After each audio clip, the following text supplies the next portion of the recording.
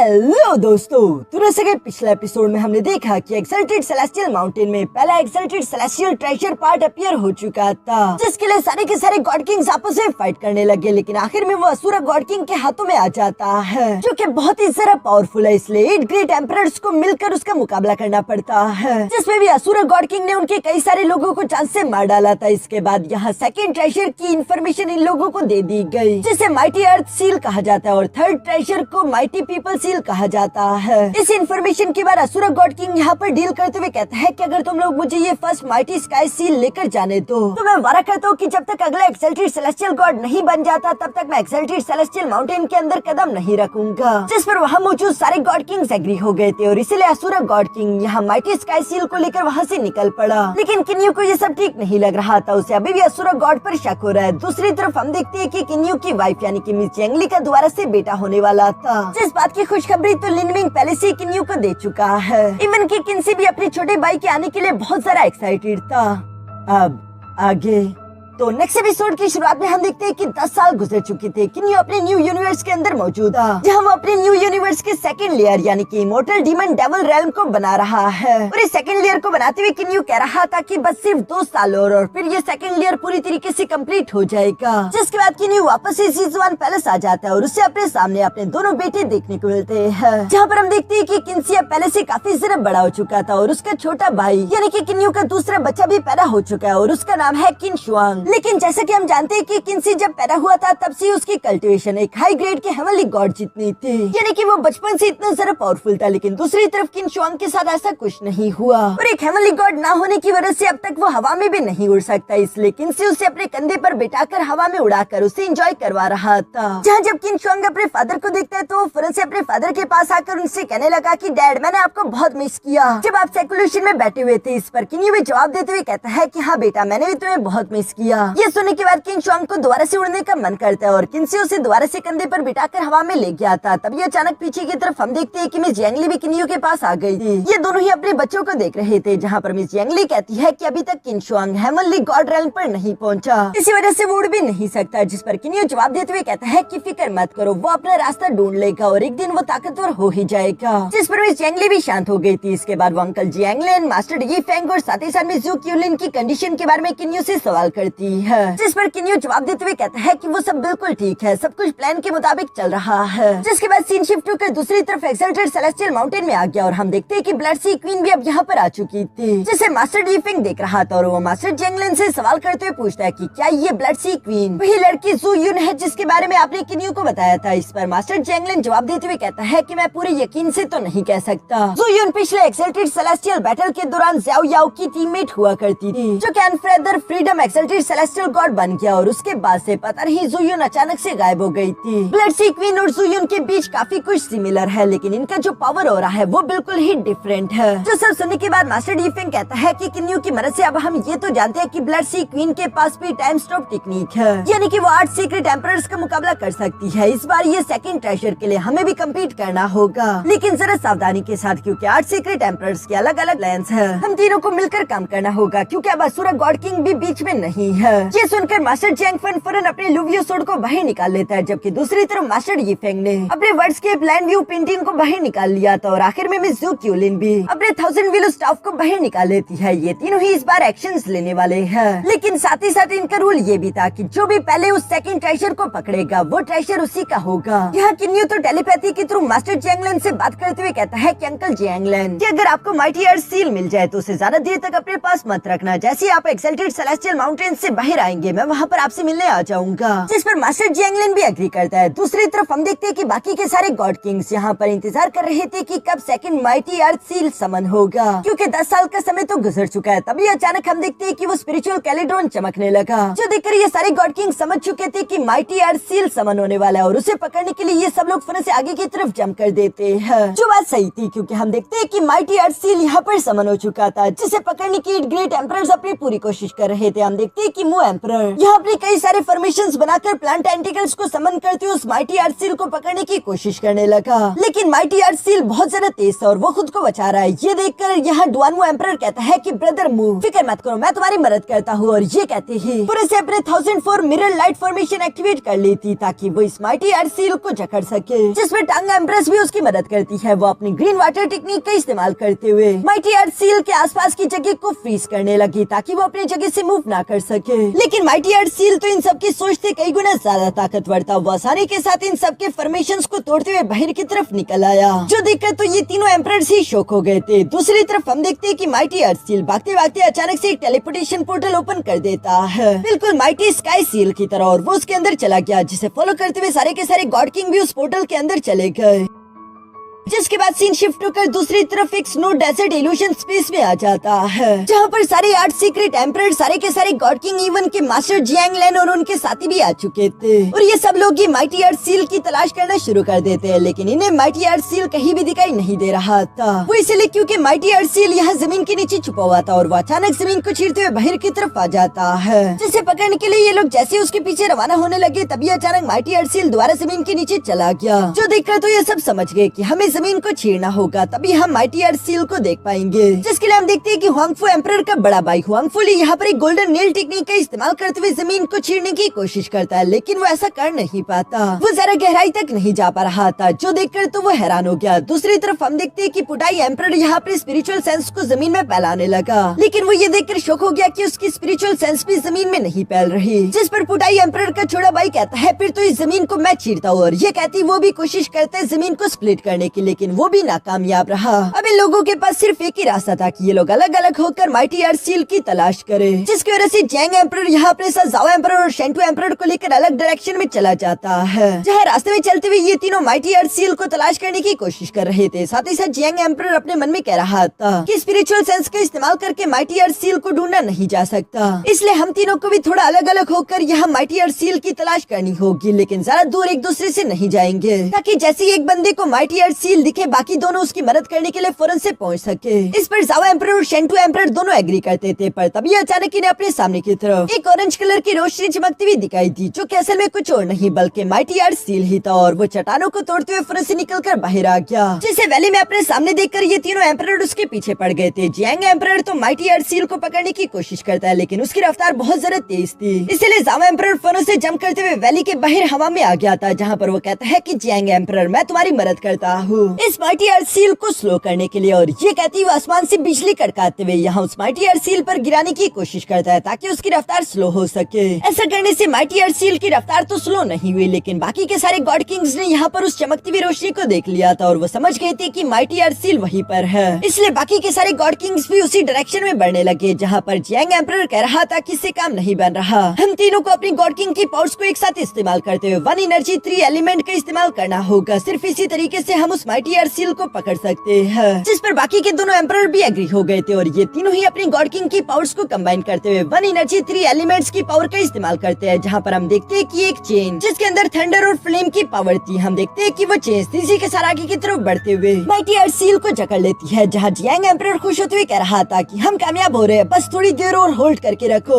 इसी तरह करते हुए ये तीनों सीक्रेट एम्परर अपनी पूरी जान लगा रहे थे, लेकिन दूसरी तरफ हम देखते हैं कि माइटी अर्थ सील आज के दिन ट्रैप होने की मूड में नहीं थी, इसलिए वो अपना पूरा जोर लगाते हुए इन चेन्स को तोड़कर फौरन यहाँ से आजाद होते हुए चली गई, जो देखकर तो इन तीनों सीक्रेट एम्परर्स की आंखें पटी की पटी रह गई थी। जियांग एम्परर अपने मन में कह रहा था कि आखिर ये सब क्या था, ये माइटी अर्थ सील इतना ज्यादा रेजिस्ट क्यों कर रही थी, कहीं ऐसा तो नहीं कि माइटी अर्थ सील खुद अपने ऑनर को चूज करेगी, यानी कि ये उसकी मर्जी होगी कि वो किसे अपना मास्टर बनाती है, जो बात बिल्कुल सही थी, क्योंकि हम देखते हैं कि माइटी अर्थ सील हवा में जाने के बाद यहाँ तेज एनर्जी के साथ वापस से जमीन पर गिरते हुए जमीन के अंदर से गुजरकर खुद ब खुद यहाँ मास्टर जियांग लैन और उसके साथियों के सामने आ गई थी, जहाँ मास्टर जियांग लैन अपना हाथ आगे बढ़ाता है और वो माइटी अर्थ सील खुद ब खुद मास्टर जियांग लैन के हाथ में आ गई, यानी कि माइटी अर्थ सील ने मास्टर जियांग लैन को अपने मास्टर के तौर पर एक्सेप्ट किया है, जो देखकर तो ये तीनों भी काफी जरा हैरान थे, लेकिन फिलहाल यहाँ से निकलना जरा जरूरी था, इसलिए मास्टर जियांग लैन अपने दोस्तों से कहता है कि चलो अब यहाँ से निकलते हैं, जो सुनकर मास्टर जियांग लैन और उसके दोस्त फौरन यहाँ से वापस पोर्टल की तरफ बढ़ रहे थे। रास्ते में मास्टर यीफिंग मास्टर जियांग लैन से सवाल करते हुए पूछता है कि आखिर ये माइटी अर्थ सील खुद ब खुद तुम्हारे हाथों में कैसे आ गई, इस पर मास्टर जियांग लैन जवाब देते हुए कहता है कि ये तो मैं खुद भी नहीं जानता।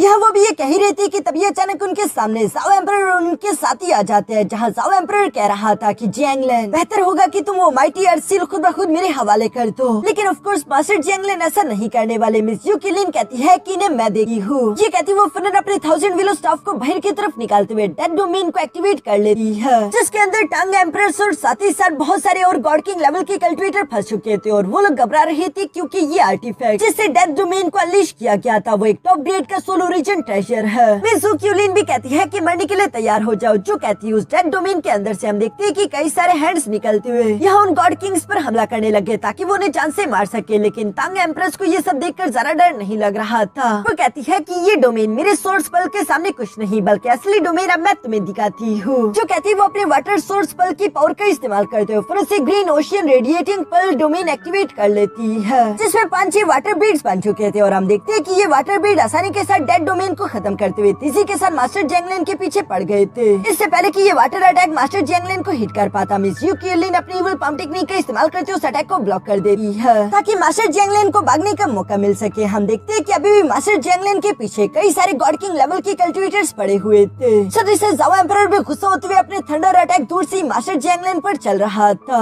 यहाँ बीच रास्ते में हम देखते हैं कि मास्टर यीफेंग अपने word view land painting scape technique का इस्तेमाल करते हुए आधे गॉड किंग्स को तो ट्रैप कर लेता है ताकि मास्टर जियांगलिन का काम आसान हो सके। लेकिन अभी भी हम देखते हैं कि मास्टर जियांगलिन जो कि उन थंडर अटैक्स को ब्लॉक कर रहा था, अभी भी उसके पीछे बहुत सारे गॉड किंग लेवल कल्टिवेटर्स पड़े हुए हैं और वो अपने मन में सोच रहा था कितने सारे लोग, मुझे इनसे जल्द अपना पीछे छुड़वाना होगा। इसके लिए हम देखते हैं कि मास्टर जियांगलिन फिर से हवा में रुककर एक फॉर्मेशन एक्टिवेट करने लगे, जो कि असल में टाइम एक्सेलरेशन टेक्निक थी। ये सिर्फ गॉड किंग के फर्स्ट स्टेप लेवल कल्टिवेटर्स के पास ही होती है। एलिमेंट्री गॉड किंग यानी कि ऑर्डिनरी गॉड किंग इस टेक्निक का इस्तेमाल नहीं कर सकते। इस टाइम एक्सेलरेशन टेक्निक को एक्टिवेट करने की वजह से हम देखते हैं कि मास्टर जियांगलिन की रफ्तार काफी ज्यादा तेज हो चुकी थी। वो यहाँ गॉड किंग्स के बीच में से तेजी के साथ गुजर गए, जो देखकर तो वो सब के सब काफी ज्यादा शॉक हो जाते हैं। दूसरी तरफ हम देखते हैं कि मास्टर जियांगलिन के सामने से कुछ और गॉड किंग तेजी के साथ उनकी तरफ बढ़ रहे हैं, जो कि सोच रहे थे कि इसी तेज रफ्तार में वो मास्टर जियांगलिन पर हमला करते उसे मार डालेंगे। लेकिन जैसे ही उन लोगों ने ये गलती करने की कोशिश की, मास्टर जियांगलिन के साथ टच होती वो लोग राख में बदलने लगे, जबकि मास्टर जियांगलिन उन सबको चीरते हुए काफी तेजी के साथ दूर आ चुके थे। जहाँ रास्ते में वो अपने मन में कह रहे थे कि अच्छा हुआ कि मैंने टाइम एक्सेलरेशन का इस्तेमाल कर दिया, इसी वजह से मैं उन सारे गॉड किंग से अपना पीछे छुड़ा पाया। लेकिन हम देखते हैं कि मास्टर जियांगलिन का बड़ा भाई यानी कि जियांग फान भी यहाँ पर पहुँच चुका था, जो कि मास्टर जियांगलिन के पीछे और वो आवाज देते हुए कह रहा था कि रुक जाओ जियांगलिन, माइटी अर्थ सील को मेरे हवाले कर दो। हमारे भाईचारे की वजह से मैं तुम्हें चोट नहीं पहुँचाऊंगा।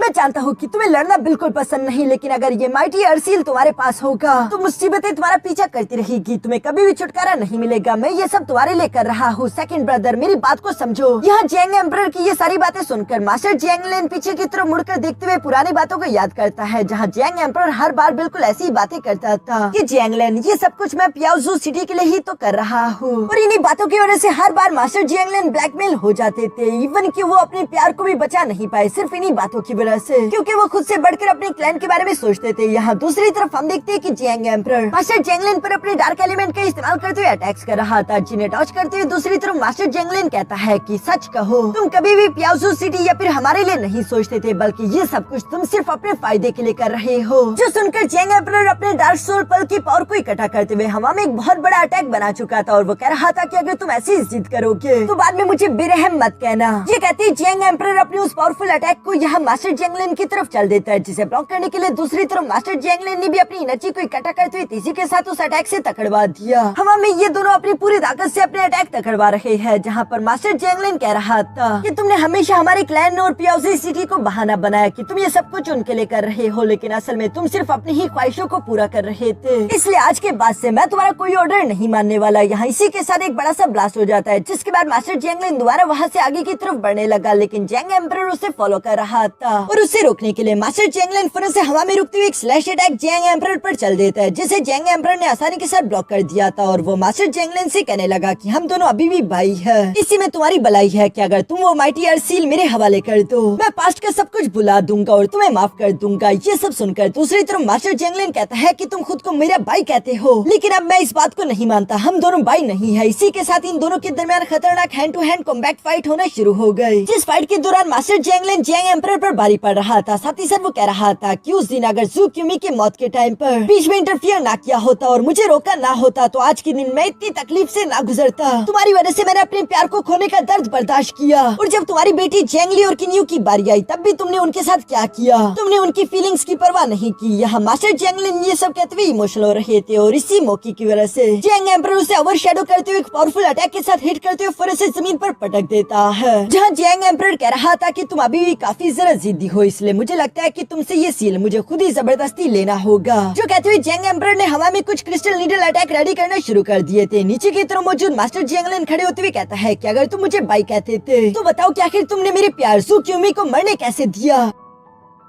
तुम्हें मेरे साथ खड़ा होना चाहिए था, ना कि मेरे खिलाफ, और तुमने किन्यू और मिस जैंगली को भागने के लिए मजबूर क्यों किया। तुम एक बहुत बुरे भाई और बहुत बुरे पिता हो। जिस पर जैंग एम्परर गुस्सा होकर जवाब देते हुए कहता है कि जिद मत करो, और ये कहती उसने फौरन से अपने क्रिस्टल अटैक यहाँ मास्टर जैंगलिन की तरफ चल दिए, यानी कि वो मास्टर जैंगलिन की भी जान लेने वाला है। जो देखकर मास्टर जैंगलिन कहता है कि मुझे पहले ही समझ लेना चाहिए था कि अब सब कुछ खत्म हो चुका है, होल्ड बैक करने का कोई फायदा नहीं। और ये कहती मास्टर जैंगलिन फौरन अपनी लुवियो सोर्ड को बाहर की तरफ निकाल चुके, जिनके मल्टीपल स्लैश अटैक्स का इस्तेमाल करते हुए उन सारे के सारे क्रिस्टल्स को डिस्ट्रॉय करने के साथ साथ ये स्लैश अटैक सीधा यहाँ जैंग एम्परर की तरफ भी चल रहे थे, जिन स्लैश अटैक को जैंग एम्परर डॉज नहीं कर पाता और वो इनसे हिट होने लगा। अब बारी थी फाइनल अटैक की, जहाँ पर हम देखते हैं कि मास्टर जैंगलिन तेजी के साथ मूव करते हुए फौरन जैंग एम्परर के पास से गुजरते हुए अपने लुवियो सोर्ड के फाइनल स्लैश अटैक से उसे हिट कर देता है। जिस फाइनल स्लैश अटैक से जैंग एम्परर बुरी तरीके से घायल हो चुका था, उसके मुंह से खून निकलने लगा। वो पलटकर मास्टर जैंगलिन की तरफ देखता है, जहाँ मास्टर जैंगलिन भी एक नजर पीछे की तरफ देखने के बाद फौरन वहाँ से आगे की तरफ बढ़ चले। थोड़ी देर में यहाँ जैंग एम्परर के पास जाओ एम्परर भी आ गया था, जो कि जैंग एम्परर को संभालते हुए कहता है कि तुम ठीक तो हो ना। जिस पर जैंग एम्परर निराशा के साथ अपने गांव को बढ़ते हुए कह रहा था कि अब वो मुझसे ज्यादा ताकतवर हो चुका है, मैं उसका मुकाबला नहीं कर पाया, लेकिन फिर भी वो गुस्से के साथ कह रहा था कि चाहे जो मर्जी हो जाए मुझे वो माइटी अर्थ सील हर हाल में चाहिए। इसके बाद सीन शिफ्ट होकर दूसरी तरफ एक्सल्टेड सेलेस्टियल माउंटेन के बाहर आ जाता है, जहाँ पर हम देखते हैं कि एक कश्ती में यहाँ असुरा गॉड किंग लेटा हुआ था, जिसके हाथ में वो पहला वाला माइटी अर्थ सील भी मौजूद है। और वो यहाँ पर यही सोच रहा था कि मैं तो यही जानना चाहता हूँ कि आखिर माइटी अर्थ सील किसे मिलेगा। लेकिन चाहे वो सेकंड माइटी अर्थ सील किसी को भी मिले, वो निकल कर बाहर तो इसी रास्ते से आएगा ना, और जब वो मेरे सामने आएगा तो मैं उससे वो माइटी अर्थ सील छीन लूंगा। यही सारी असल में असुरा गॉड किंग की चाल थी।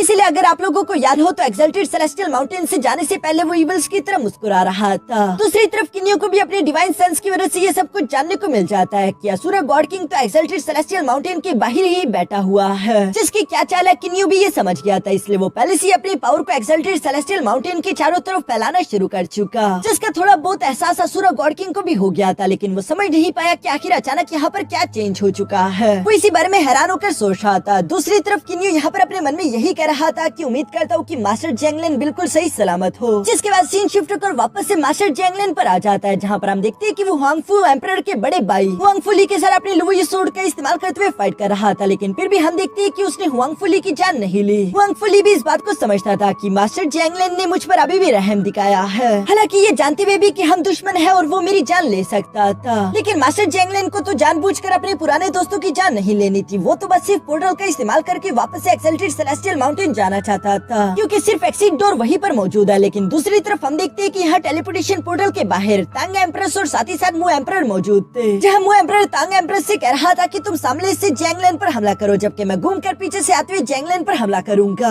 जो सुनकर तांग एम्परस बिल्कुल ऐसे करते हुए सिर जाकर यहाँ मास्टर जैंगलिन से टकराने की कोशिश करती है, लेकिन ये तो उसकी सबसे बड़ी गलती थी, क्योंकि 1 वर्सेस 1 में इनमें से कोई भी मास्टर जैंगलिन को नहीं हरा सकता, क्योंकि उनके पास लुवियो सोर्ड है, जो कि उनकी ताकत को और भी ज्यादा बढ़ा देती थी। इसलिए हम देखते हैं कि मास्टर जैंगलिन ने अपनी लुवियो सोर्ड का इस्तेमाल करते हुए बहुत ही बुरी तरीके से तांग एम्परस को इंजर्ड करके हरा दिया था। साथ ही साथ उन्होंने मू एम्परर को भी देख लिया था, जिनकी तरफ वो अपने लुवियो सोर्ड के साथ तेजी से बढ़ते हुए कह रहा था कि अच्छा तो तुम दोनों हो जो कि मेरा रास्ता रोकोगे। ये कहते हुए मास्टर जैंगलिन सिर्फ एक ही स्लैश अटैक के साथ मू एम्परर को हिट करते हुए साइड पर कर देता है। इसके बाद वो तेजी से टेलीपोर्टेशन पोर्टल की तरफ बढ़ने लगा, जहाँ उनके पीछे मास्टर डीफेंग और मिस यू क्यूलिन भी पहुंच गए थे। ये तीनों पोर्टल का इस्तेमाल करते हुए बाहर की तरफ आने लगे हैं। लेकिन दूसरी तरफ पोर्टल के इस पार हम देखते हैं कि हुआंगफू एम्परर, पुटाई एम्परर और डुआनमू एम्परर पहले से अटैक करने के लिए पूरी तरीके से तैयार खड़े थे। वो सिर्फ उनके बाहर आने का इंतजार कर रहे हैं। लेकिन तभी अचानक हम देखते हैं कि मिस यू क्यूलिन ने पहले से यहाँ पर अपने डेड डोमेन को एक्टिवेट कर लिया, जिसके अंदर से हुआंगफू एम्परर तो साइड पर जंप करते हुए बच गया था, लेकिन डुआनवू एम्परर और पुटाई एम्परर उस डोमेन के अंदर फंस जाते हैं। मिस ज़ूक्यूलिन ईवल्स की तरह हंसती हुई धीरे धीरे निकल कर बाहर आ गई थी, जहाँ वो अपने 1000 विलो स्टाफ का इस्तेमाल करते हुए हुआंगफू एम्परर को भी जकड़ लेती है। साथ ही सर वो कह रही थी कि तुम तीनों को क्या लगा था कि तुम तीनों यहाँ बाहर रुक कर हमारा इंतजार करोगे और आसानी के साथ हमें हरा दोगे और हम कुछ भी नहीं कर पाएंगे, पर ये तो सिर्फ तुम्हारी गलतफहमी थी। दूसरी तरफ हम देखते हैं कि मास्टर जैंगलिन भी इसके बाद पोर्टल से बाहर की तरफ निकलते हुए एग्जिट डोर की तरफ बढ़ रहा था, पर तभी अचानक उसके सामने ब्लड सी क्वीन आ गई, जो कि ईवल्स की तरह हंसते हुए कह रही थी कि जैंगलिन मैं तुम्हारा इंतजार कर रही थी, अब तुम मेरी जाल में फंसने वाले हो। मैं भी देखती हूँ कि आखिर तुम मेरे ब्लड सी से कैसे बचते हो। और ये कहती वो अपने ब्लड सी के वाटर टोर्नेडो का इस्तेमाल करते हुए तीसरी के साथ मास्टर जैंगलिन पर हमला करने लगी, जिससे बचने के लिए मास्टर जैंगलिन भी दूसरी तरफ भागने की कोशिश करता है। और यहाँ इससे पहले कि मास्टर जैंगलिन ब्लड सी के अंदर जकड़ा जाता, तभी मास्टर डिफेंग वक्त रहते वहाँ पर पहुँच जाता है, जो कि अपने world view landscape painting technique का इस्तेमाल करते हुए ब्लड सी क्वीन और उसके ब्लड सी को अंदर की तरफ कैद करने लगता है। साथ ही वो मास्टर जैंगलिन से कहने लगा कि इसे मैं देखता हूँ, तुम यहाँ से जाओ, हम भी तुम्हारे पीछे आ जाएंगे। दूसरी तरफ world view landscape painting technique के अंदर ब्लड सी क्वीन हैरान होते हुए कह रही थी कि आखिर ये किस तरह की जगह है, जिस पर उसे मास्टर डिफेंग की आवाज सुनाई देती है और वो कहता है कि ये वो जगह है जहाँ पर मैं पहले से तुम्हारा इंतजार कर रहा था कि कब तुम समन हो और मैं तुम्हें ट्रैप कर लूं। तुम्हें लगा था कि सिर्फ तुम ही चालाक हो और हमने कोई प्लानिंग नहीं की होगी, बल्कि हम पहले से ही सब कुछ प्लान करके बैठे हुए थे। जिस पर ब्लड सी क्वीन गुस्सा होकर जवाब देते हुए कहती है कि तुम्हें क्या लगता है कि तुम इस पेंटिंग का इस्तेमाल करते मुझे यहाँ पर ट्रैप कर सकते हो? तो ये सिर्फ तुम्हारी गलतफहमी है, क्योंकि मैं गॉड किंग के सेकंड स्टेप लेवल कल्टिवेटर हूँ। और ये कहती हम देखते हैं कि ब्लड सी क्वीन अपनी एनर्जी अनलिश करते उसे चारों तरफ फैलाकर आसानी के साथ उस world view landscape painting technique से बाहर की तरफ आ जाती है। लेकिन बाहर आने के बाद वो देखती है कि तब तक तो मास्टर जैंगलिन, यीफेंग और मिस ज़ूक्यूलिन पहले वहाँ से जा चुकी थी। दूसरी तरफ सीन शिफ्ट होकर एक्सल्टेड सेलेस्टियल माउंटेन के बाहर आ जाता है, जहाँ पर हम देखते हैं कि असुरा गॉड किंग भी इन्हीं का इंतजार कर रहा था। जैसे ही मास्टर जैंगलिन अपने साथियों के साथ एक्सल्टेड सेलेस्टियल माउंटेन से बाहर आया, तभी अचानक हम देखते हैं कि असुरा गॉड किंग अपने टाइम स्टॉप टेक्निक का इस्तेमाल करते उन्हें हवा में फ्रीज कर चुका। ये करके वो खुश होते हुए धीरे धीरे से यहाँ मास्टर जैंगलिन के पास आकर कहता है कि तुम सबकी मेहनत बेकार हुई। बेशक मैं अपने वादे के मुताबिक एक्सल्टेड सेलेस्टियल माउंटेन के अंदर इंटर नहीं कर सकता, लेकिन फिर भी ये माइटी अर्थ सील मेरा हुआ।